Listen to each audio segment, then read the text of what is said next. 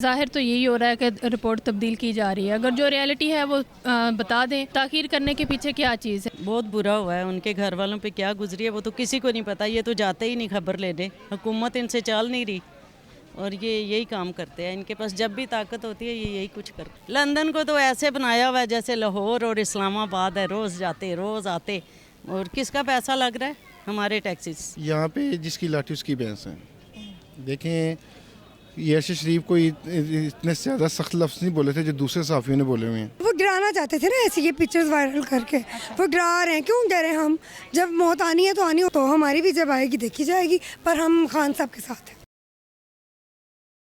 अस्सलाम वालेकुम नाजरीन, टुडे डिजिटल के साथ मैं हूं आपकी मेज़बान आमना उस्मान। नाजरीन, एक निजी टीवी के ऊपर एक प्रोग्राम करते हैं कामरान शाहिद साहब, और उसके अंदर अरशद शरीफ शहीद जो कि हमारे सहाफ़ी साथी थे, जिनका कुछ दिन पहले जो है वो मर्डर कर दिया गया कीनिया के अंदर, उनके पोस्टमार्टम की रिपोर्ट जो उनके घर वाले, उनकी वालदा, उनकी बेगम, उनकी फ़ैमिली जो है वो कब से मांग रही है और वो उनको अभी तक नहीं दी गई। हालांकि पोस्टमार्टम रिपोर्ट जो है वो ज़्यादा से ज़्यादा कुछ घंटों के अंदर अंदर ही डॉक्टर्स लिख के दे देते हैं। कामरान शाहिद साहब जो हैं वो इस रिपोर्ट को लीक करते हैं और अपने प्राइम टाइम में जो है वो इसको लोग दुनिया के सामने दिखाते हैं। उसमें कुछ तस्वीर भी हैं और वो तस्वीर बहुत काबिल एतराज़ हैं, जिनके अंदर ये दिखाया गया है कि अरशद शरीफ साहब जो हैं उनके नाखूनों को बहुत बेदर्दी के साथ जो है वो तोड़ा गया है, और साथ ही साथ जो है वो उनकी बॉडी के ऊपर, उनकी पसलियों पर भी रॉड से उनको मारा गया है, और इसके अलावा उनकी 2 उंगलियां जो है वो भी पहले से तोड़ी गई हैं। 3 घंटे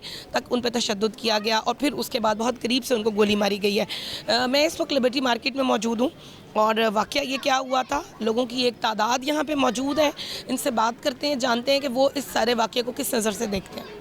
बहुत बुरा हुआ है, उनके घर वालों पे क्या गुजरी है वो तो किसी को नहीं पता। ये तो जाते ही नहीं खबर लेने, हुकूमत इनसे चाल नहीं रही और ये यही काम करते हैं। इनके पास जब भी ताकत होती है ये यही कुछ करते। लंदन को तो ऐसे बनाया हुआ है जैसे लाहौर और इस्लामाबाद है, रोज़ जाते रोज़ आते। और किसका पैसा लग रहा है? हमारे टैक्सीज।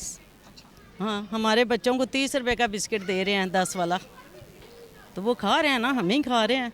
कपड़ों पे टैक्स है, जूतों पे टैक्स है, इजाफी टैक्स है, ये टैक्स है, वो टैक्स है। अब दुनिया तो सारी देख लें आप, सब्ज़ी कितनी महंगी है। मिस्र से डायरेक्ट जो है वो वज़ीर आज़म साहब जो है वो लंदन चले गए। हाँ, उनको लंदन से बहुत प्यार है।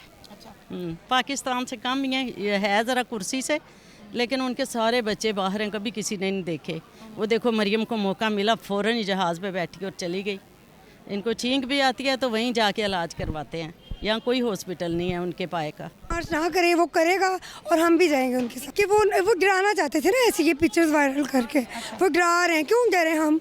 जब मौत आनी है तो आनी हो, तो हमारी भी जब आएगी देखी जाएगी, पर हम खान साहब के साथ हैं। आप गई नहीं लॉन्ग मार्च में? मैं जाऊंगी इंशाल्लाह ताला। हाँ जी। कब जाएंगे? वायरल सबके जो हुआ हुआ बीमार सब हैं, तो इंशाल्लाह ताला जाएंगे हम।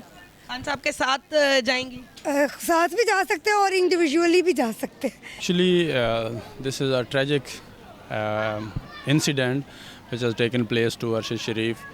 तो उसके बेस पे उसकी family definitely they are demanding the postmortem report, लेकिन जो हमारी due to I don't know due to how much uncircumstances events जो है वो आप देख रहे हैं कि इसको डिले किया जा रहा है, जो कि definitely that is the part of, और उनका एक शहरी का राइट है कि अगर उसके साथ कुछ होता है तो उसकी फैमिली अगर उससे बारे में कुछ इन्वेस्टिगेट करवाना चाहती है तो वो उसको ज़रूर मिलना चाहिए।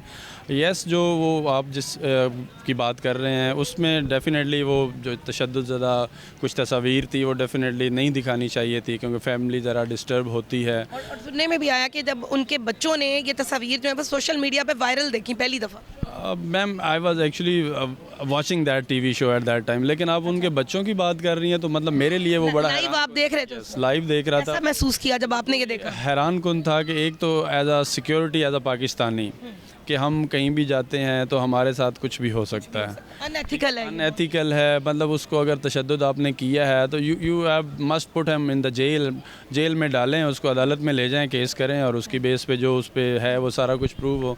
But definitely that is a tragic one, family के लिए बड़ा ट्रॉमा है। उससे वो तस्वीरें आई पर्सनली फ़ील के पब्लिक नहीं होनी चाहिए। अगर आपने स्टोरी शेयर करनी है तो उसको नो डाउट करें, लेकिन उसके लिए जैसे ब्लरिंग का आपके पास सिस्टम होता है वो कर दें। और अभी आपकी इन्वेस्टिगेशन टीम ने उस पर कुछ भी नहीं बताया, लेकिन वो अगर मीडिया पे चल रही हैं तो I think this thing then actually breach the system of the investigation as well. कि इन्वेस्टिगेशन पे भी फिर एक तरह का प्रेशर होता है कि उनको ज़रूरी होता है कि यार ये चीज़ें उसमें इंक्लूड करें अगर वो हैं या नहीं है। तो इसलिए वो थोड़ा सा डेफिनेटली ट्रेजिक है कि वो गलत चीज़ थी। ज़ाहिर तो यही हो रहा है कि रिपोर्ट तब्दील की जा रही है। अगर जो रियलिटी है वो बता दें। ताख़ीर करने के पीछे क्या चीज़ है कि उसको बदला जा रहा है, उसको चेंज किया जा रहा है, अपनी मर्ज़ी के मुताबिक उसे मोल्ड किया जा रहा है। निजी टीवी पे कामरान शाहिद साहब ने शायद ने जो दिखाई है तस्वीर, जी हाँ वो देखा है। कैसा फील किया आपने? बहुत दुख हुआ वो देख के। एक इंसान के साथ और जो हक सच के लिए बोल रहा है, जर्नलिस्ट के साथ ये सलूक हमारे मुल्क में हो रहा है। बहुत दुख की बात है। यहाँ पे आज़ादी नहीं है बोलने की किसी को। तशद्दुद भी हुआ और फिर उनकी फैमिली पे भी क्या गुजरी होगी? बहुत ही जालमाना तरीके से जो किया गया है बहुत गलत हुआ है, बहुत दुख हुआ। बल्कि कह लें कि इसमें सोग में रहता है बंदा, देख के हैरान परेशान होता है। तो नाखून जो हैं वो उनके टूटे हुए हैं, 3 नाखून और 2 उंगलियां जो हैं वो भी तोड़ी गई। वो भी तोड़ी गई हैं और जो कील लगाया गया है वो जिस तरह से वो इंसानों वाला तशद्दुद वो लग ही नहीं रहा है कि एक इंसान के साथ ये सलूक डराने की कोशिश है कि ताकि इन जैसे जालिम लोगों के खिलाफ कोई बोल ना सके। किसको डरा रहे हैं? पाकिस्तान तहरीक इंसाफ वालों को? पाकिस्तानी अवाम को डरा रहे हैं। जो भी हक के लिए बोलेगा सबको डरा रहे हैं कि उसके साथ ये सलूक होगा। जो इनकी मर्ज़ी है, जो ताकतवर है वो डरा रहा है कि वो जो कमज़ोर होगा या कह लें कि उनके ख़िलाफ़ जो बोलने वाला होगा उसके साथ ये सलूक किया जाएगा। हमारे मुल्क में हक सच बोलने की सबको इजाज़त हो, वो इस पे बोलना चाहिए। अगर कोई बोलता है तो उसके साथ ये सलूक नहीं करना चाहिए। जो आज़ादी है राय की वो तो हमें जो है ना राइट वो मिलता है ना, दुनिया हमें देती है, हमें हर जगह पे ये राइट मिलता है। और जब हम कह रहे हैं कि हमारे मुल्क में बोलने की आज़ादी है, हमारे आइन में लिखा है, फिर हमें दिया क्यों नहीं जा रहा? यहाँ पे जिसकी लाठी उसकी भैंस है। देखें, ये अर्शद शरीफ कोई इतने ज़्यादा सख्त लफ्ज़ नहीं बोले थे जो दूसरे सहाफ़ियों ने बोले हुए हैं, मगर देख लें वो जो उनके साथ वो उनकी पैचअप हो गया हुआ है, वो अब हाजी बन गए हुए हैं और ये अब दुश्मन बन गए, पाकिस्तान के दुश्मन बन गए हैं। और ये देखें वो कहते हैं कि हमारा सियासत से कोई तल्लुक़ नहीं, उसके ऊपर 12-13 FIR हो गई हुई हैं। ये कैसी बात है? लोगों को सबक दिखाने के लिए, डराने के लिए। बिल्कुल ऑफ कोर्स भाई, ये लॉन्ग मार्च से रोकने के लिए। लॉन्ग मार्च तो नहीं रुकेगा। वो जो जिसको डराने हैं वो खुद न डरा बंदा है। वो गोली खा के नहीं रुका तो अब क्या रुकेगा? वो तो कहते हैं कि गोली लगी ही नहीं है। सही कह रहे हैं। वो तो ये भी कह रहे थे कि अर्शद शरीफ इधर सेफ़ है और पर्चे फिर उसके ऊपर हुए थे, ये भी तो कह रहे थे ना वो। बस यही बात है ना कि गोली लगी नहीं। और ये देखें गोली नहीं लगी और मियाँ साहब बीमार हैं, वो मान रहे हैं, और जिसको गोली लगी है वो नहीं मान रहे हैं। देखें ना कैसी और हमारी कौम भी कैसी है। यही बात है। लोगों में कामयाब तो होगा, इंशाल्लाह कामयाब होगा, मगर जितनी दुनिया आग गई हुई है ना, सीधी सी बात बताऊँ, मैं पंजाबी वाली बात भी बोल रहा हूँ कि जितनी दुनिया हो गई हुई है ना, ये बहुत मुश्किल है इनके लिए सर्वाइव करना। अगर कोई हादसा ना हो जाए तो सबसे ज़्यादा बात है इसके लिए सर्वाइव करना मुश्किल है उनके लिए जो ये सारा काम ख़राब कर रहे हैं। अवाम तो अब निकल आई हुई है, अवाम ने अब सब कुछ जला दी हुई किश्ती हैं भाई, सीधी सी बात है। नाज़रीन, इनका कहना है कि अवाम जो है वो जाग उठी है, अवाम हुकूमत से बहुत तंग आ गई हुई है, अवाम इन सारी चीज़ों से बहुत ज़्यादा तंग आ चुकी हुई है कि जो चीज़ें मुल्क के अंदर चल रही हैं कि एक सहाफ़ी जो है वो महफूज नहीं है।